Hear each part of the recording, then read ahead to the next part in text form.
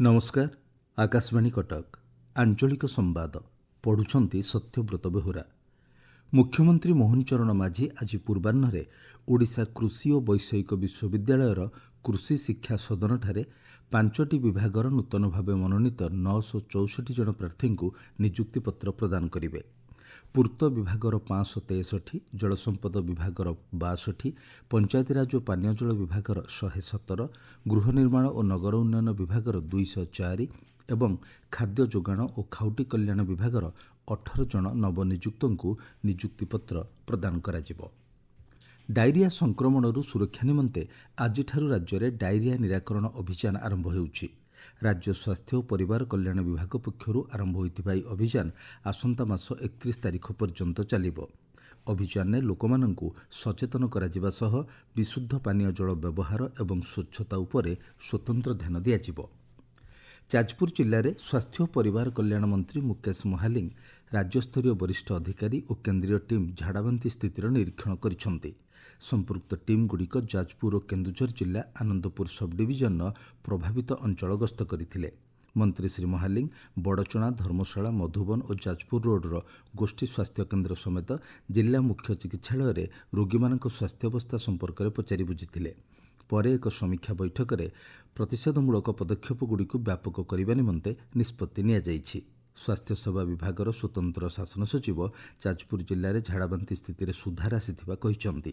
एबे झाड़ाबांती आक्रांत होई 258 जन चिकित्सित होउथिबा बेले 1508 जन आरोग्य लाभ करिथिबा जनस्वास्थ्य निर्देशक डाक्टर नीलकंठ मिश्र कहिसेंति। प्रिलिमिनारी तदंत आरंभ होती रिपोर्ट एजेंसी देना आम प्रिलिमिनारी आलोचना करूँ कौन कौ लाइन में से इन्वेस्टिगेशन करेंगे से विषय आलोचना होता है। Preventive aspect, treatment aspect, availability of staff, availability of medicine सब विषय आलोचना करागला पदक्षेप सब निर्देश दिया। अणसर थिबा महाप्रभु को आज पंचमी तिथि बड़ ओडिया मठ पक्षर प्रस्तुत फुलुरी तेल लागि कराजिबो। महाप्रभु ज्वर पीड़ारू सामान्य सुस्थता अनुभव करिवे बोली आशा करा जाउछि। चलित मास 27 तारिख में अनुष्ठित होगा विश्व प्रसिद्ध रथयात्रा को श्रृंखलित और त्रुटिशून्य करने लगी भुवनेश्वर ठारे आरक्षी महानिर्देशक जोगेश बहादुर खुरानिया अध्यक्षतार गुरुत्वपूर्ण बैठक अनुष्ठित हो जाइछि। महाप्रभुଙ୍କ नवजौवन दर्शन, रथयात्रा, बाहुड़ा यात्रा और सुनावेश समय देश विदेशरू लक्षाधिक भक्तों समागम होगाकु सुरक्षा व्यवस्था संपर्क में बैठक आलोचना होइथिला।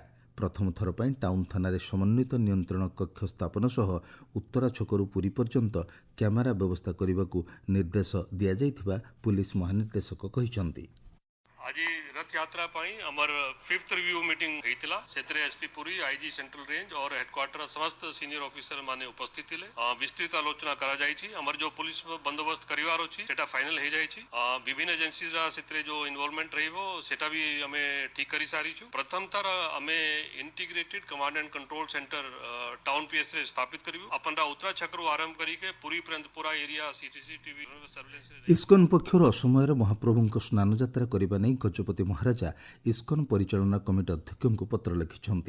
देश बाहर इस्कन पक्षर श्री जगन्नाथ स्नान यात्रा और रथयात्रा शास्त्र अनुमोदित तिथि बदल में अन्य दिन करने को नहीं गजपति महाराजा यह शास्त्र विरोधी बोली कहिसेंति। राज्यर कृषिभित्तिक रजपर्वर तृतीय दिन में आज आनंद उत्सव सहित पालन करा जाउछि। आसंता काली बसुमती स्नान पालन करा जाई रजपर्व शेष हेबो। गाँ ठारू सहर पर्यंत विभिन्न अंचल में एथिपाई प्रतियोगिता मान अनुष्ठित हेउछि।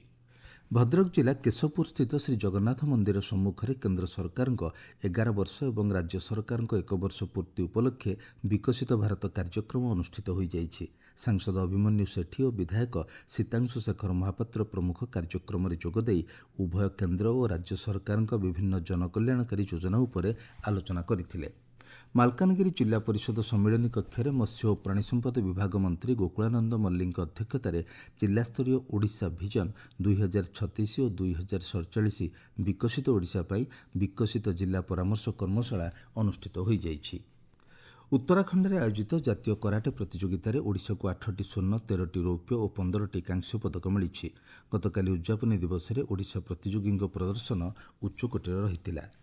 ରାଜ୍ୟର କେତେକ ସ୍ଥାନରେ ଆସନ୍ତା 7 ଦିନ ମଧ୍ୟରେ ହାଲୁକାରୁ ମଧ୍ୟମ ଧରଣର ବର୍ଷା ହେବାର ସମ୍ଭାବନା ରହିଛି ବୋଲି ଭୁବନେଶ୍ୱର ଆଞ୍ଚଳିକ ପାଣିପାଗ ବିଜ୍ଞାନ କେନ୍ଦ୍ର ପକ୍ଷରୁ ସୂଚନା ମିଳିଛି। ବର୍ଷା ଯୋଗୁଁ ଆଗାମୀ 3 ଦିନ ମଧ୍ୟରେ ତାପମାତ୍ରା 2ରୁ 4 ଡିଗ୍ରୀ ହ୍ରାସ ପାଇବାର ସମ୍ଭାବନା ରହିଛି।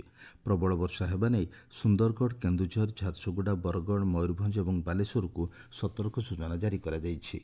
ଆଞ୍ଚଳିକ ସମ୍ବାଦ ବର୍ତ୍ତମାନ ପାଇଁ ଏତିକି। ପରବର୍ତ୍ତୀ ଆଞ୍ଚଳିକ ସମ୍ବାଦ ଶୁଣିପାରିବେ ଅପରାହ୍ନ 2ଟା 32 ମିନିଟ୍ରେ।